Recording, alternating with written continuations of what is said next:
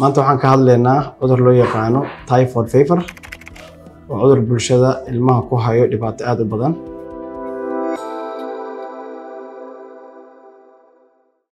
bismillaah, magacayga waa Tursaal Maxamed Cilmi, waxaan dhakhtar ku takhasusay cudurrada ku dhaca carruurta, waxaana ka howlgalaa isbitaalka Somali Sudanese Specialist Hospital. waxaan maanta ka hadlaynaa cudur la yiraahdo typhoid fever.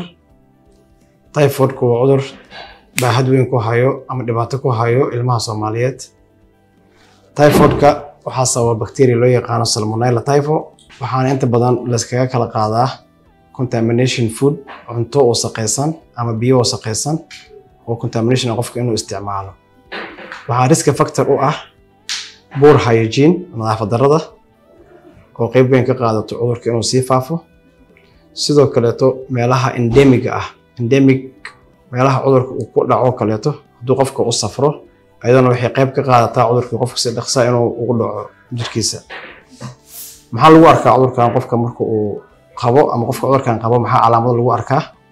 waxaa ka mid ah calaamadihiisa qandho aad u badan, qofkii inuu cabitaadkiisii uu yaraado oo wax cuni karin, inay calooshii ay xanuunto, tabardari, muruquhu daal uu ka dareemo.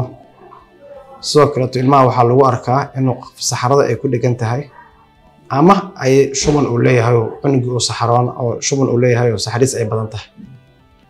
fadlan haddaad ku aragtay calaamadahan aan horey u soo sheegnay, sida ugu dhaqsiyaha badan waxaad u gaartaa xarunta caafimaadka ugu dhow si loo daaweeyo cunugaaga hadduu Ilaahay idmo.